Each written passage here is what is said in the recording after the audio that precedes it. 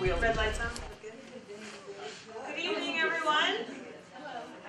I'm sorry, I apologize in advance. We don't have our speaker, or we have our speakers here. The speaker that projects all the sound isn't here tonight, so if you can't hear, just with the winter, just come in nice and warm and snuggle up close so that you can hear. We'll do our best to make sure that you can hear us.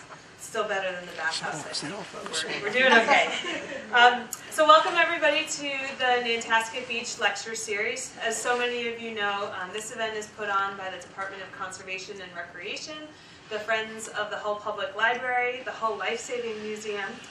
We have Hull Community Access Television that's taping these events, so if you had a friend that couldn't make it tonight, the Hull Cable Access airs it on their station, and we also now air it on YouTube. So you can check the Hull Cable Access YouTube station and check out some of the lectures there, which is really cool. That's a new thing. I also want to thank the Nantasket Beach Resort for putting us up this evening and giving us this nice space to be able to have all of you here for our lecture series. And without any further ado, I would like to introduce tonight's speaker. Tonight we are honored to welcome Elisabeth Elo.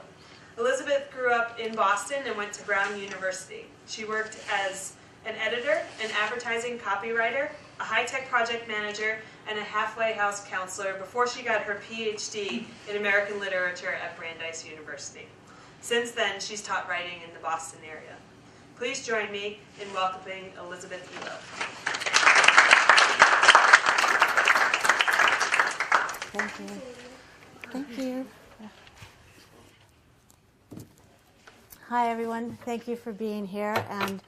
And I guess you know that I'm here as the author of this book, which is a novel. It was just published less than a month ago, so you will be among the first readers if you choose to read it.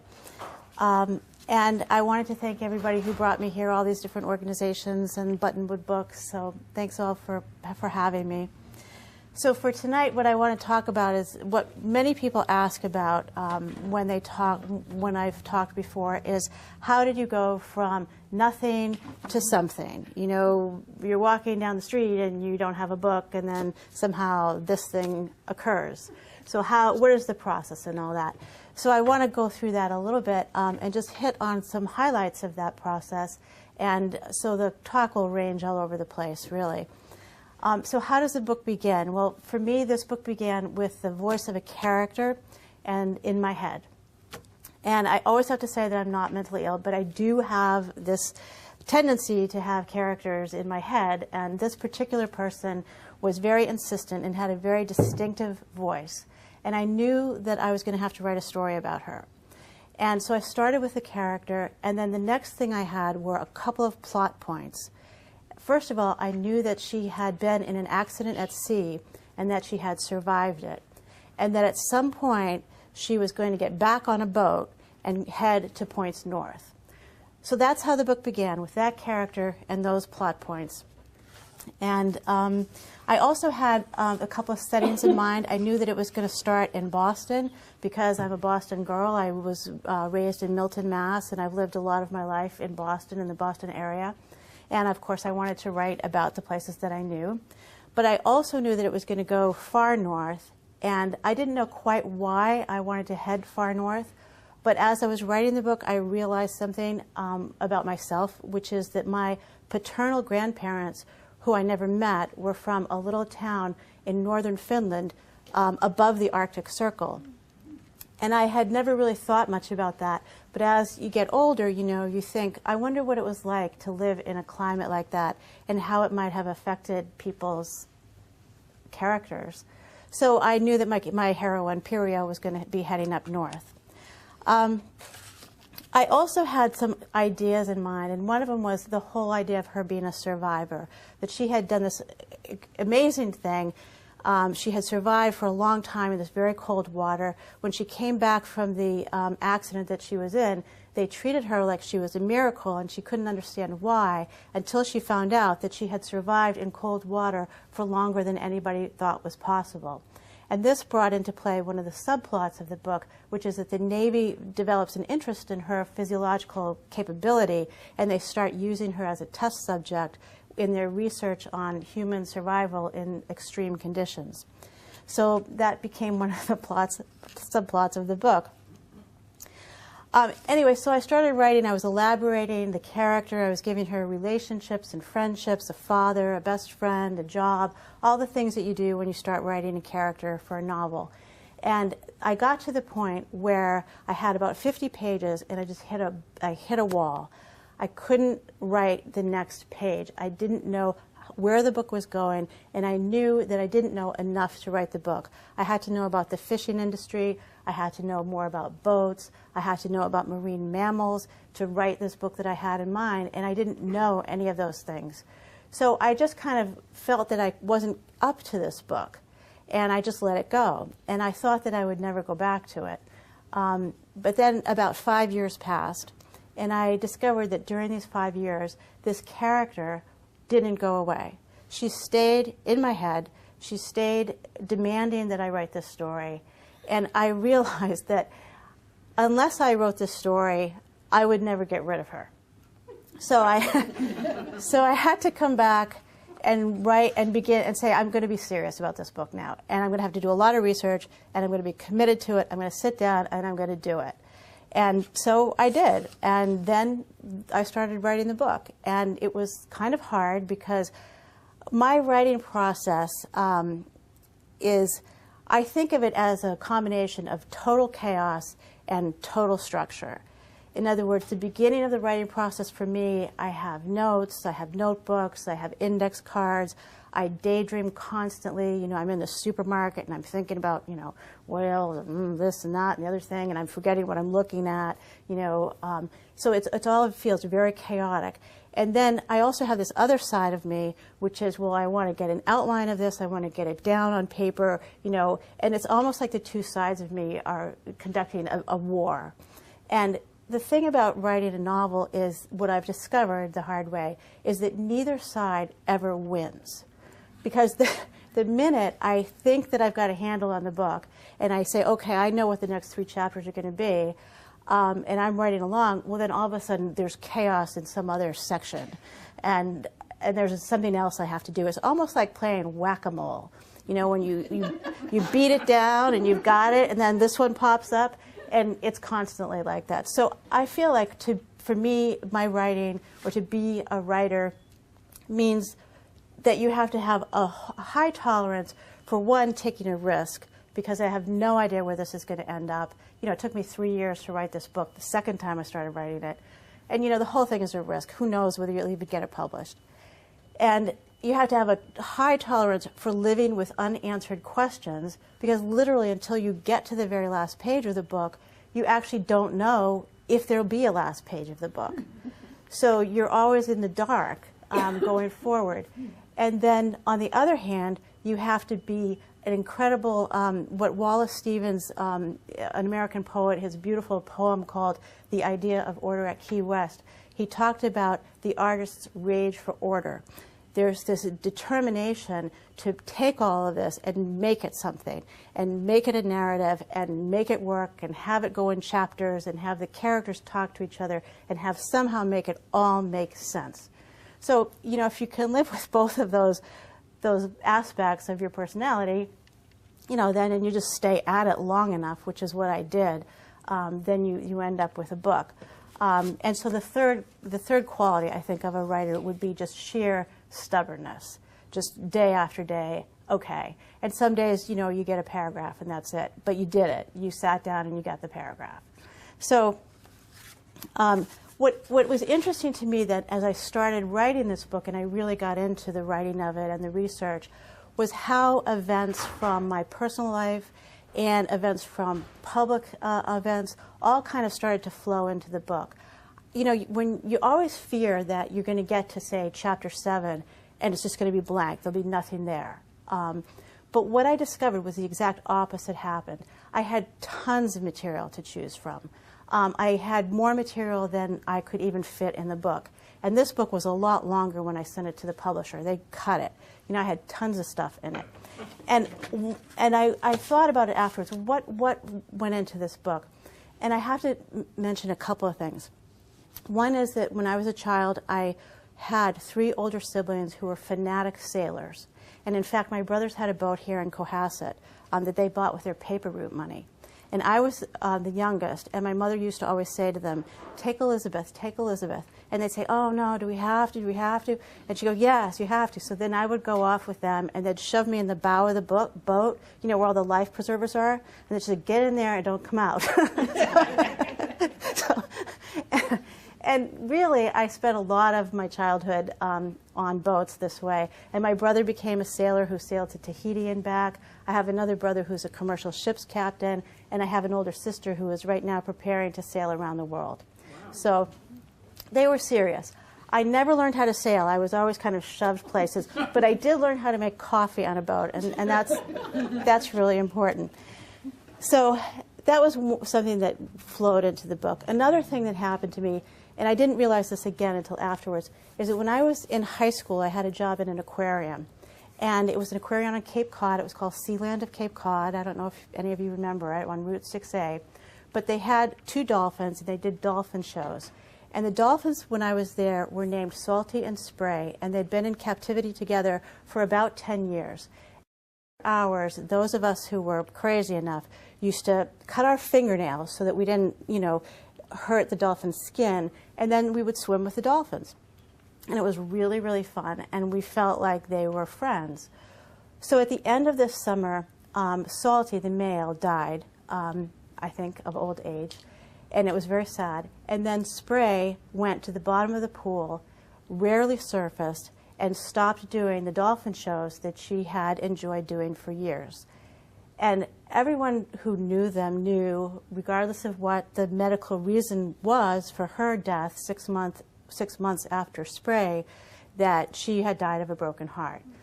And I started then thinking about, you know, not just marine mammals, but all the animals and all the things that we don't know about these other species that we live with. And that came into the book in sort of a big way.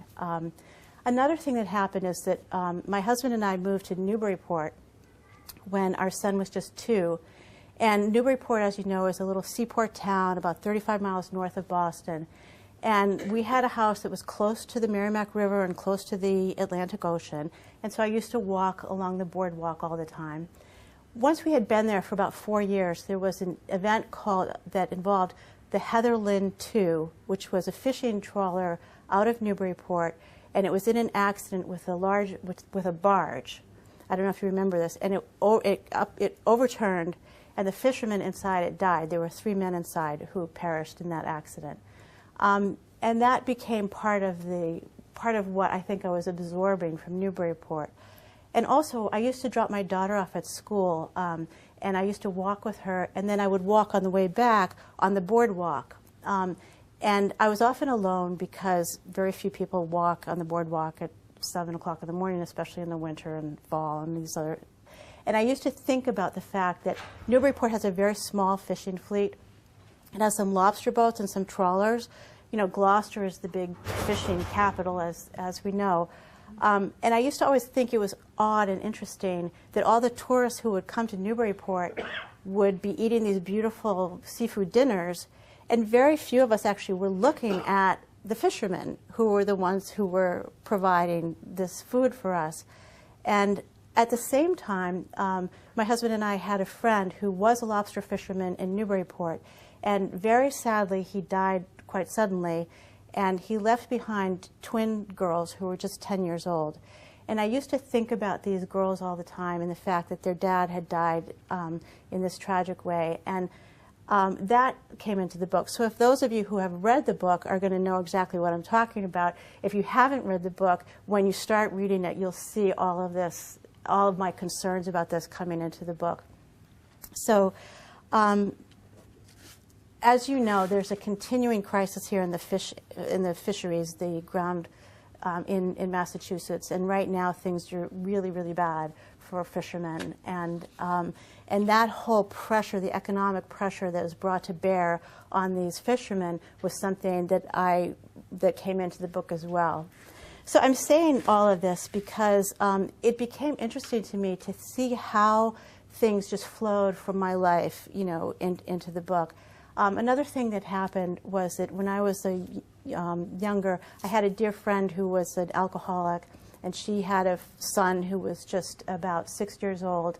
And I remember being concerned and worried and involved in helping to take care of this boy while his mother was trying to recover, and it was a very disruptive life. And that also came into the book. So even though this is a book about a fisher woman, and she's not at all like me, she's really tough, she's a survivor, she's kind of a pain in the neck, it's still a book that has a lot of life experience in it. So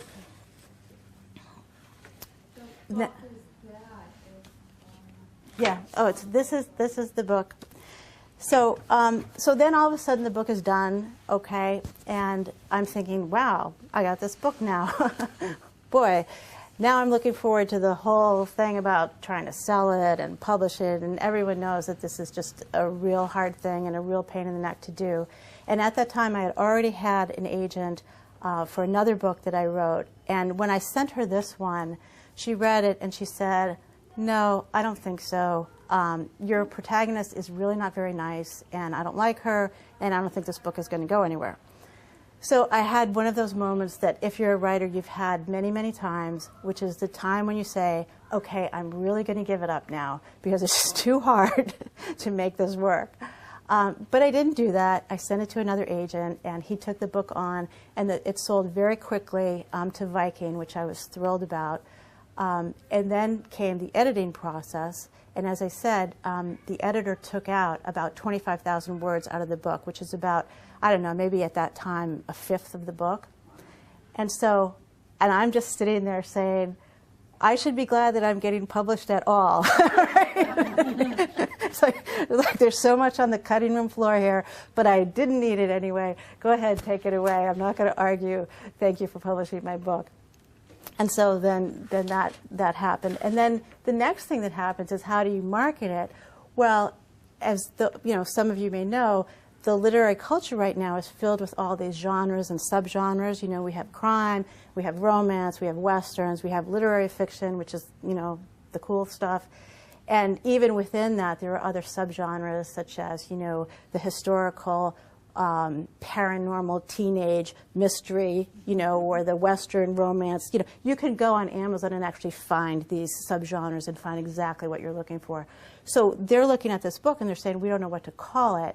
And I had said, I don't think it's a thriller. And they said, yes, it's a thriller. And I said, well, it's not a typical thriller. And they said, you're right, it's not a typical thriller. So they started marketing it as what they were calling literary suspense. So it got that little moniker, and then we're good to go. So the book was published, and I'm happy to say that so far it's gotten good reviews. And I said it's only been out a month, but I know that what makes a book successful isn't so much the reviews as it is word of mouth. And I've talked to a lot of people about this, and they say, you can have that, and you can have this, and you can do Twitter, and you can do Facebook, but what you really need are readers, and you need readers who tell their friends about it. So for me, having some readers that are both friends. That's right. You need everybody to be talking about the book. And so for a writer like me who is unknown, whose book is not even fitting tightly in the thriller genre, I mean, I'm really depending on people like Buttonwood Books who will feature my book, or libraries who will buy my book and put it in the hands of readers, or places like this where you'll buy my book and read it and talk about it. So if you like the book, if you buy it, you read it, you like it, tell your friends about it, and I really appreciate that help. Yep. You got 4.5 stars on Amazon. Yay! I looked it up. Good. Good. Yes. I got some good stars. Like, only depends on how somebody's going to get through that. Right. Through a situation. Right. Everybody here is completely different. That's right. So we can always look at different sets of, different types of situations and a different. That's right. People's reactions to books are So different and so unique. I love reading the reviews on Amazon and also on Goodreads, where people are leaving a lot of reviews because they have really interesting things to say. You have no idea how somebody's going to take a book. Really, it's really interesting to me to see how people respond to certain things. Anyway, so that's what I'm here to say. And if anybody wants to ask any questions, feel free to do so. I published a comic novel in 2006, and I published it with Houghton Mifflin, and it was completely different from this book. In fact, it was so different that my agent said, if you put both of these books on the table and looked at them, you would never guess that they were written by the same person. So as part of that, I actually chose a pseudonym, and so my comic novel is published as Elisabeth Brink, and then this novel is published as Elisabeth Elo. And I have a little story to tell you about that too, because people say to me, where do you get this name? And even before I was Brink, I had another name, which was, my father's name, which was a Finnish name, Pantea. And for all of my life, people would say to me, what nationality is that? And I would say, it's Finnish. And then they would not know how to spell it, not know how to pronounce it. It was just constant that people just did not get this name. So when I was picking a name for this book, I thought, okay, I'm going to pick a Finnish name because it'll make it feel like me. But I also picked the simplest Finnish name that exists. It's 3 letters, and you can't get it wrong, right? So there's a little joke I'm having with myself here. Yes. Are you still friends with the first agent? No. But I did get a nice email from her saying congratulations on the sale of your book. So, yeah. How would you find the time to do this? Were you working or not working? Or I've always wondered how authors could sit down and take what really probably amounts to a large amount of time to do it. Right. Well, I teach at BC at night, so I have a lot of days free. But it's amazing how much you can do if you do a couple of hours every day. You can actually do a lot. If you write a page a day, say for 365 days, you have a novel. I mean, obviously it doesn't go that way, but yeah, it's right. It's a write about your feelings. Right. And expect to get over it if it can happen. Right. But in any case, a little bit a day can go a long way. So, yes. Were there any parts that hit the cutting floor that you felt you needed to fight for? Absolutely. There were times when I said, okay, all right, I'll let go of that. And then there were times I said, no, that's staying, that has to stay. Would you like an example of that? Okay. I'll give you the first sentence. And you can tell me what this is. I don't even know if you'll like this. But anyway, here's a sentence. It says, Thomasina paused something she sees in the air, maybe nothing, a spark of hallucination or a particle of dust. And her tone goes flat. So the editor changed that to maybe nothing, a moment of hallucination or a particle of dust. Do you even get, now, which one do you like better? Right. So that was a point at which I said, I have to have the word spark there. It has to be a spark. You cannot make that a momentary hallucination. It just ruins a book for me. Now, that's just a tiny thing, and there were other things that were bigger and more important, but to just give you an idea of the kind of thing that I found myself fighting for was that word, yeah. Do you think you spent more time doing research or doing writing? Oh, I spent more time writing. The fact is that I did much more research than actually comes into the book. Because the truth is, when you're writing, you only need a little piece of a subject, and you think you need to know a lot, but what actually ends up in the book is actually a fairly small piece. So, and the writing is the hard part. But I also have to say that I had some great experiences with the research, and I can tell you this little story too.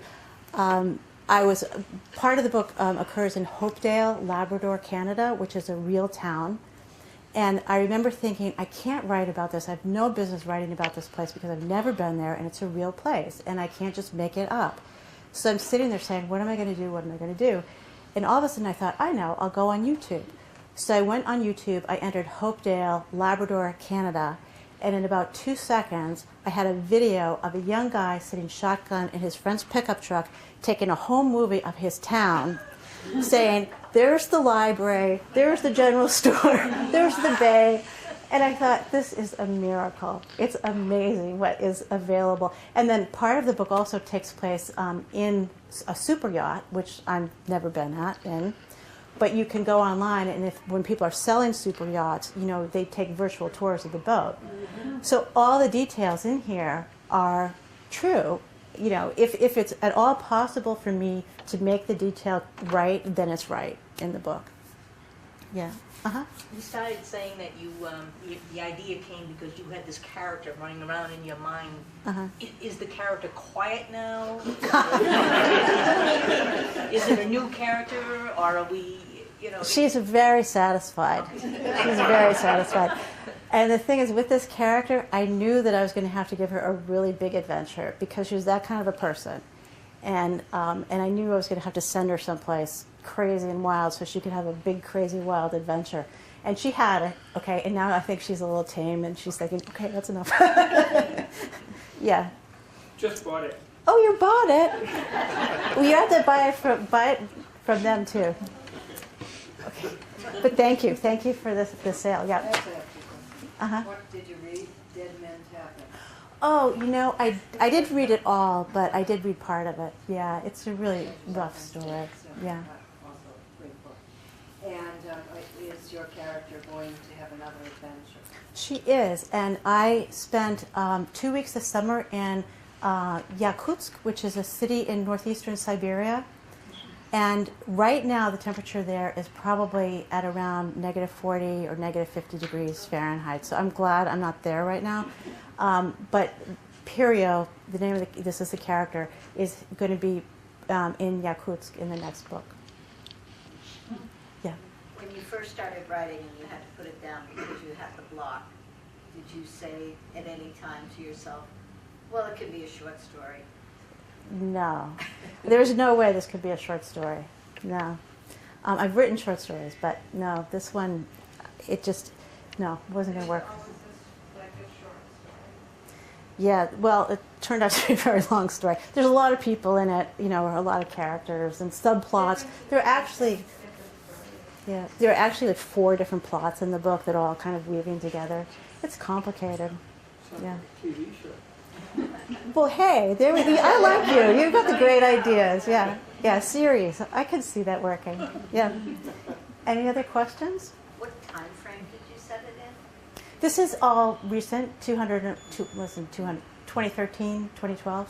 Yeah. Any other questions? Okay. Do you want me to read just like a page or two? So I'm going to read from it now. This happens when Pirio and Noah, who's just 10 years old, are sitting in a restaurant. Noah's father has just died in this accident. He doesn't know anything about the accident, but Pirio knows all about it. So she takes him to this restaurant, they eat a hamburger, and she tries to tell him what happened out on the ocean. And she tells him, and he doesn't really get it, and this is what happens next. She says, I wonder what he's thinking. Maybe that the world is deeply unfair and dangerous, only he wouldn't have the words for that. Maybe he isn't thinking at all, just soaking it up. Cars, boats, fog, drunken mothers, distant fathers, crash. I wish now I hadn't said his dad's boat could have been mistaken for garbage. I draw a vessel that looks like the Molly Jones. There's something important I want you to know. Your dad probably could have jumped overboard and swum away like I did. But if he'd done that, we both would have died because nobody would have known we were out there. So your dad stayed in the wheelhouse and called the Coast Guard. Noah is staring at me, and I'm having a hard time looking back. Your dad saved my life. Noah frowns. He picks up his hamburger slowly. Did he want to marry you? No, we were just friends. Why didn't he want to marry you? He just didn't. Marriage is a special thing. We were happy being friends. He puts what's left of his hamburger down, takes the bun off, peels a pickle out of its mustard ketchup goo, and places it carefully on the wrapper. Without looking at me, he says, if you and my dad got married, you'd be my stepmom. That's how I know how bad he's hurting. He's never said anything like this to me before. I take my time before I answered. I'm not cut out for parenthood, Noah, but if I had to be someone's stepmom, I'd want to be yours. He looks into my eyes with as much trust as he can give to anyone, and I think 3 words I haven't used since my mother died. I love you. I would say them to him, but I'm afraid I haven't got what it takes to make good on the promise they imply. Noah takes something out of the pocket of his jacket.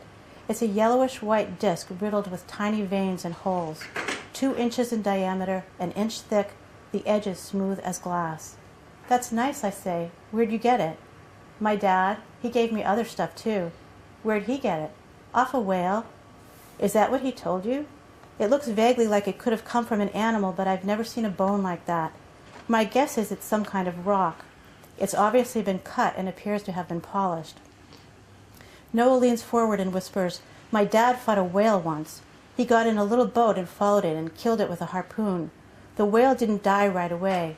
It pulled my dad all over the world, but he hung on with all of his might. The whale was bleeding the whole time, and finally it bled to death, and my dad pulled it back to the ship. He stayed up all night cutting it into pieces, and he took some of its bones. See? He waves the ivory disc. A whale bone. He gives it to me. When Noah was a baby, he had enormous dark blue eyes. His lips would pucker in tiny exhaled kisses, as though he couldn't help sending the love that filled him into the world. We used to play a game together. We would pass something, a rubber duck or ninja figure, back and forth for a long time while we smiled into each other's eyes. This reminds me of those times, only when I try to return the disc, he pushes it right back to me. Maybe the kind of hero I described, the kind who radios for help, isn't good enough. He needs one who wielded harpoons. I turn the treasure slowly in my hand, inspecting it, respecting it. Nice, Noah. Really nice. So that's it. Thank you.